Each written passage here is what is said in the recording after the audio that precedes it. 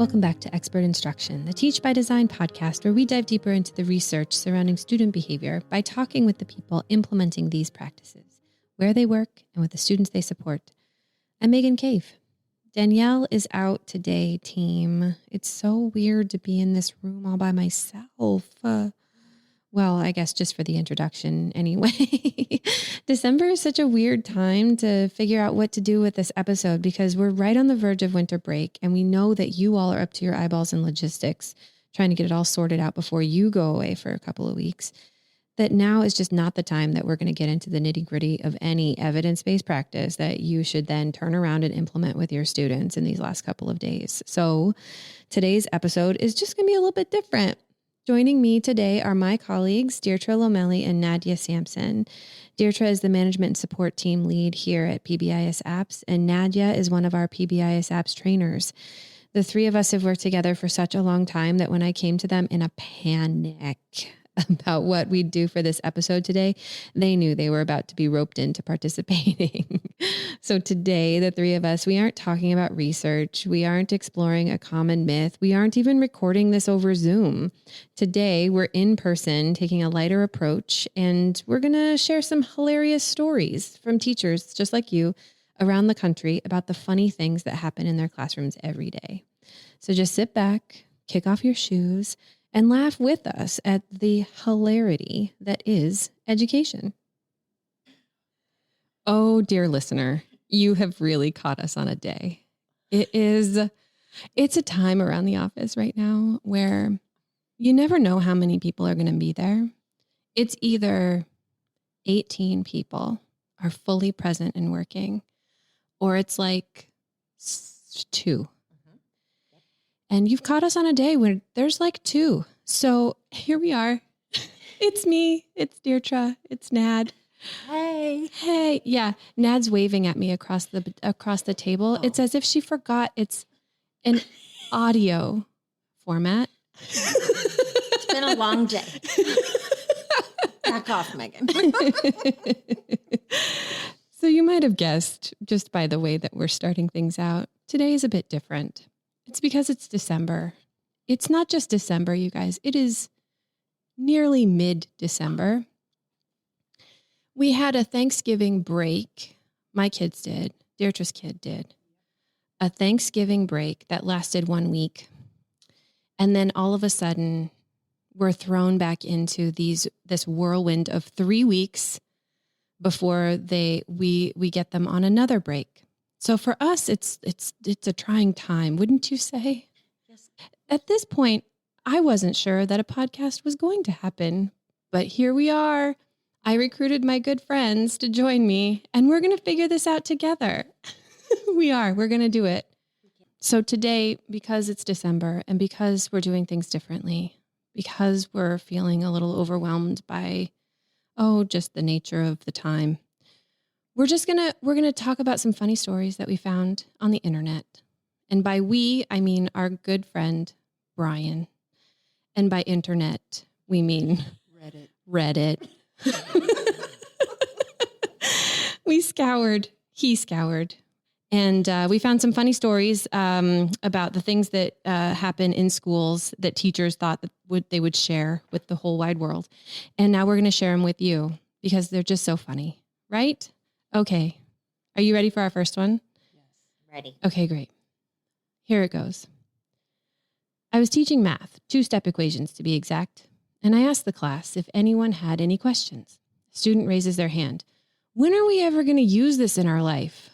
And I love that question. I handled it like a pro because I have answers to that question, and I've answered them for the last 10 years now. The kid continues with, my mom says I don't need to learn math because I won't ever use it. I asked the kid what their mom does for a living, just out of curiosity. And the kid says, well, my mom's a banker. Diertra used to work at a bank. Did you need math, Diertra? Never. No. Not Who needs one it? time. Who needs the math of it all when you're dealing with people's money? It's all just a guess and check, really, right? Just do the best you can if you're working at the bank. That's right. That's right. Did you use math? I hope you did. We did use math on the daily outside of just our calculator. Yeah, good. Correct. Oh, and at the time, a calculator. Girly. Showing my age. The Now it's age. computers, I guess. Yeah, I guess so. They probably have like automated things that do the math for you.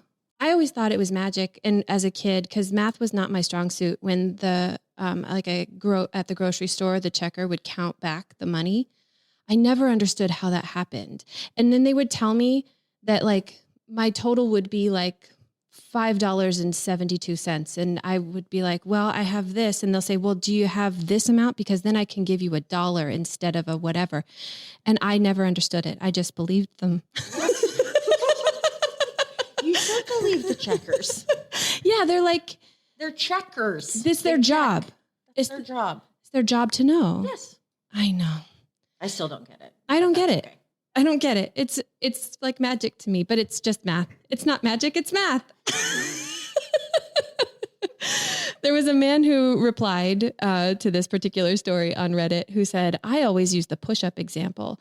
Y'all do push-ups for football practice, yet I've never seen anyone do a push-up on the field during a game, and then let them explain why you do that. Then I smirk and say, the same idea applies to education." I mean, if I was a kid, I would just roll my eyes and be like, yeah, right. This came up though for us. Our daughter was learning the point slope formula. Listen to me like I know what I'm talking about.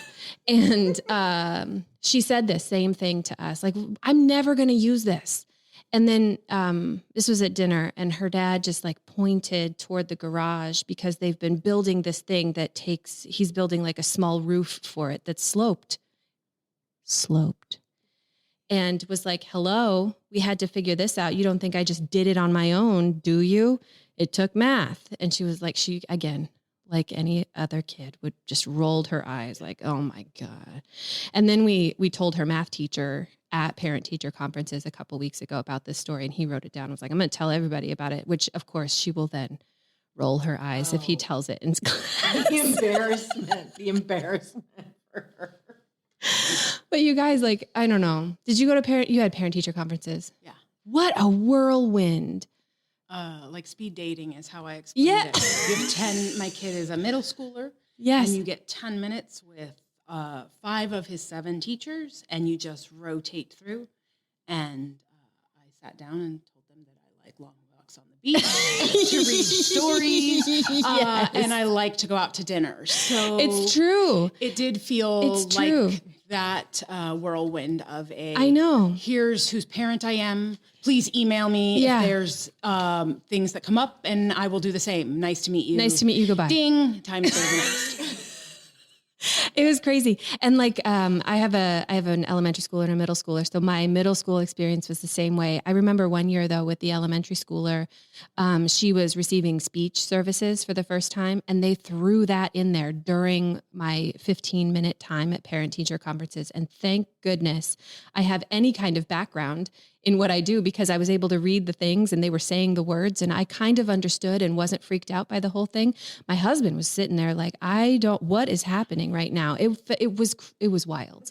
It was so crazy. I was signing papers and I was like, good luck with her. My God. Thank you for the help. Help her with her R's, please. Thank you so much. Unbelievable. Those conferences are crazy to me.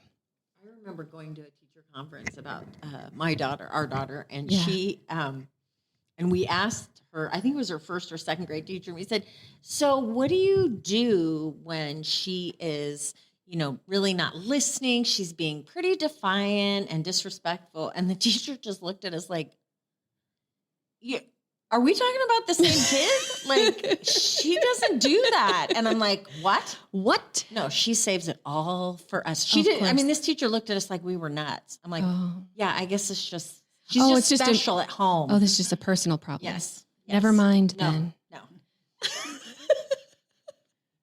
Unbelievable, the things that we all learn Yes. in those 15 minutes Yes. about each other. Okay, next story. Are you guys ready for the next Yeah. one? Okay, someone said, this happened this week. I was on duty in the lunchroom, and I see a bunch of teenage boys in a huddle. Sadly, this sometimes means something nefarious, so I had to at least check it out. They were daring each other to eat ghost peppers. I just shook my head, and I left it alone. It was lunch, and peppers are food. And if they want to torment themselves like that, whatever. Oh, God. What is it with teenage boys doing this kind Why? of stuff? Diertra, you tell us. You're a mom of teenage boys. Well, one current, one former. Correct. Probably that their brains aren't fully developed. Does this track? It does. I often try like once a month, if not a little more, to volunteer at a lunch duty at my son's middle school. Yeah. And this is very similar to, for example, there was a young woman in 7th grade a couple weeks ago, just wanted to see how many chocolate milks she could drink. Oh, no. Because it's unlimited as long as they're ingesting the food. No. When I last counted, there were 12 little cartons on the table. She got herself to 12 cartons of milk. The custodian helps also with lunch duty. More adult eyes are helpful. Sure. And the rule was, as long as you're not going to maybe vomit where the custodian has to clean it up and you make it to an appropriate place, all is fine. So she made it to 12. I wonder what her... 12. Did you ever hear what she made it to? I think she kind of tapped out around 12.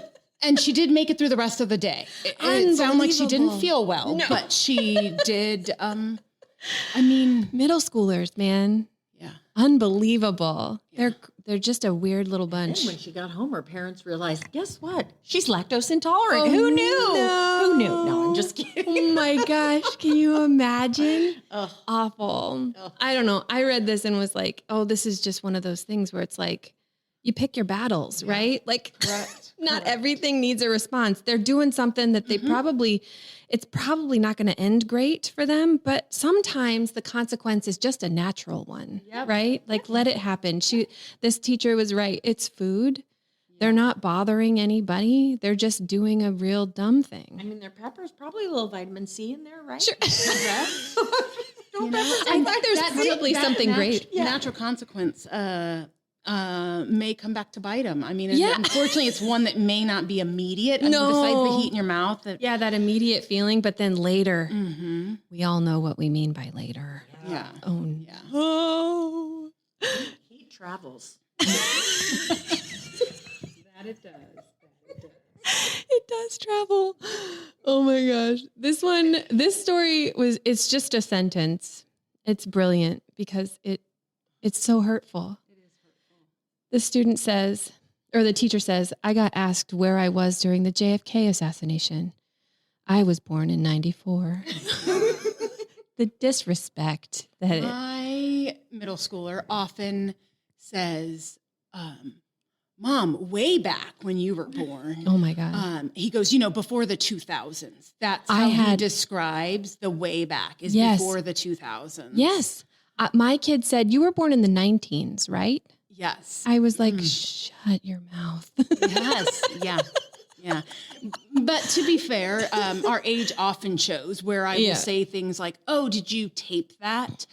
Versus record. Right. On our cell phone. I try and say their slang words. I try and use them in a sentence as often as I can when I'm around them, just because I can, Yeah. I said the other day that something was slay, and I don't know if I used it right, but I did it. And the kids, of course, they roll their eyes at me and they're like, no, Mom, God. Honestly, my son every tells time. Me I kill several brain cells every time I try to use slang. He says it's just brain rot and it's not cool and it's really sus. Brain rot, fun fact. Wasn't that the word of the year? I think they added it to the dictionary. I think it's the word of the year, brain rot. Oh my gosh. Google it. Look it up. Look it up. I know. Brain rot. Okay. And then I think the other time that this happened to me was I was talking to just some friends, and there was a 9-year-old in the room, and we were talking about records and buying records for people and playing records and like having a collection and whatever. And this 9-year-old said, "What is this? The 90s?"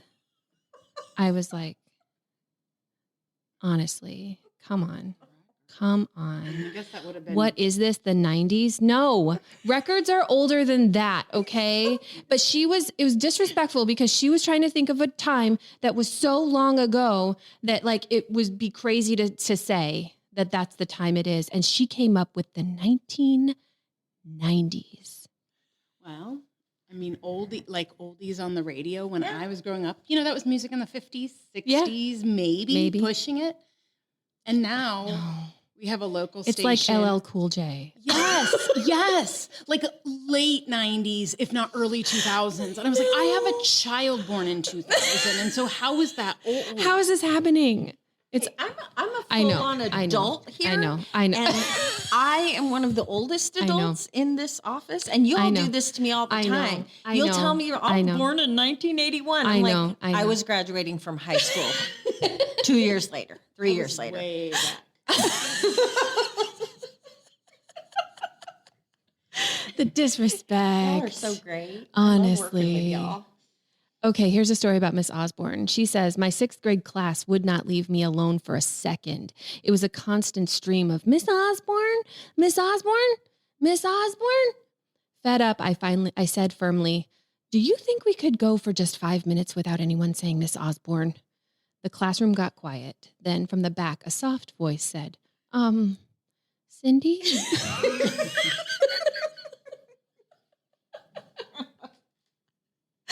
It's so funny. It reminds me of this time, like how we get so just emotionally invested in what's going on, and it's just like too much that sometimes you get yourself, like your mouth gets in front of like what your brain is actually thinking, and so you just don't know what to say yet. You know, there was a time there were these 2 kids that were going together, and they were just going back and forth, and I had done everything that I could to like stop it, and it wouldn't stop. And I said, if you don't stop, something in your life is going to change.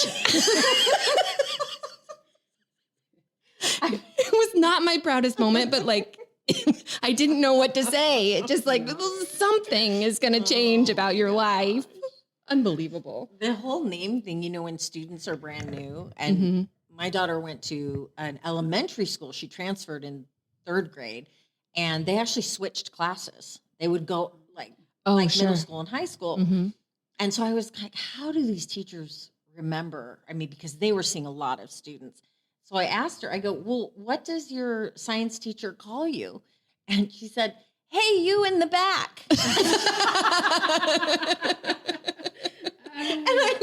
I was dying because it was like, hey. Yeah, you're doing the best you can. That's right. You're doing what you can, honestly. I had a story. We had a friend of ours who we used to work with quite a bit, who used to tell us all kinds of stories. We would meet up at conferences with her. She was a woman who worked in the South. And when we would see her at these national conferences, she would share stories about the kids that she had interacted with and the kinds of things that were coming up for her. And they are embedded in my brain forever. I tell them all the time. But one of my favorites, and I can't say it exactly how it goes because this is a family-friendly G-rated show. So I'm going to use the words foul and shenanigans. Okay, to substitute for the actual words. And I'm going to let your brains do the substitution in your mind of what they actually said. Okay. So, my favorite story that she told is about an elementary schooler who cursed in class. And one of the consequences that was a typical one would be to take the kiddo and ask them to call home because it was the South. It felt very like, this is a thing to do. Like, tell your parents what happened. Right. And so, anyway, they quickly learned that the consequence was not exactly on par with what it should have been for this particular kiddo, because when they called home, they said, Mama, I fouled up and said shenanigans. I love that one. I remember when our friend told us that one. I love it. Oh my gosh. It's so funny how like contextually someone's like a student's behavior, it doesn't match all the time in school. And it was just such an example of that. And I remember she said that the principal's like, never mind. Forget it. Go back to class. Just forget it. We're never going to get there on this one. We're just going to chalk it up. This is Diertra's favorite, I think. This is her favorite story. It goes, someone farted in class the other day. And a kid accused me of doing it. I told them I don't fart in class and that if I did, I would go out into the hallway. Now, anytime I leave the classroom, they ask, "Are you going out to fart?"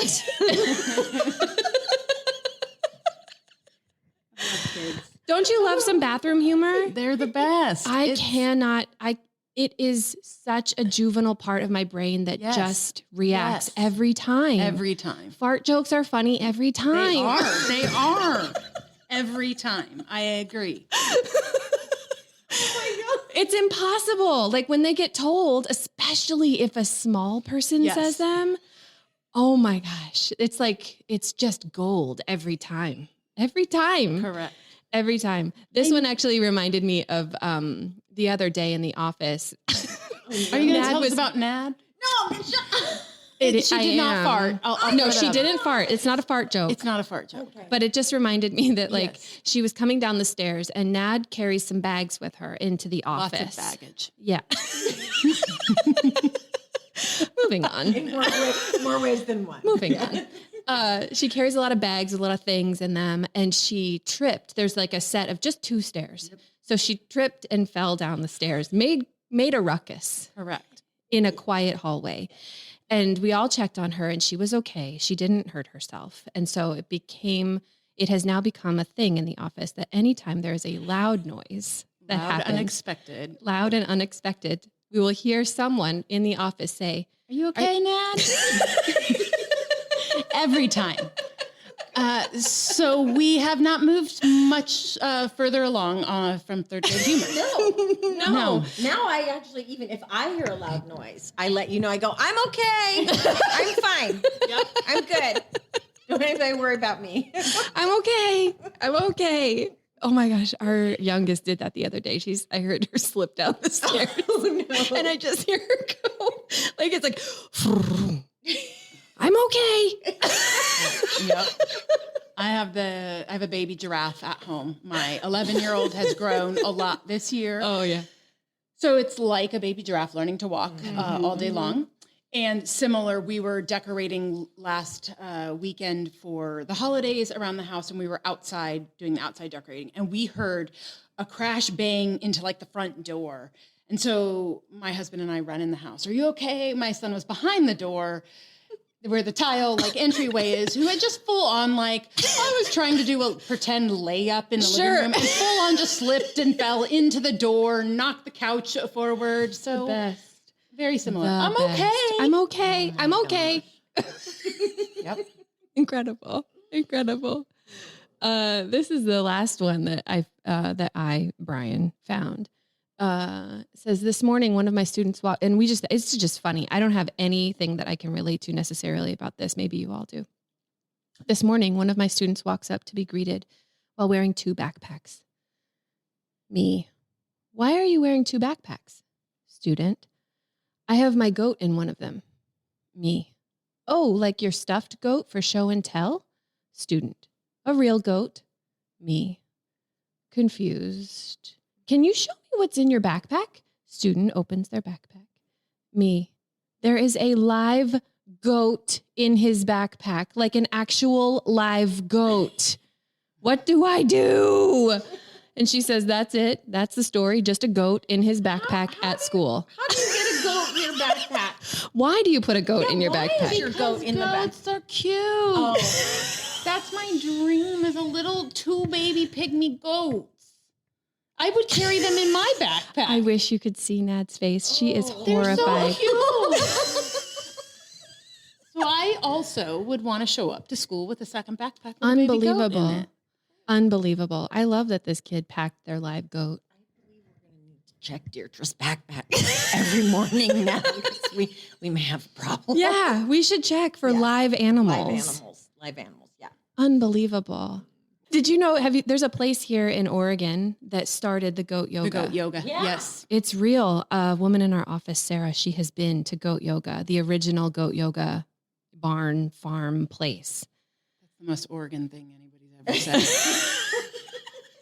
If you don't know much about Oregon, you know about Portland and weird things. Yeah, and weird things come from Oregon. Yeah, weird things come from Oregon. goat She yoga. told me that she, in the spring, is going to go with her friends to go hug a cow.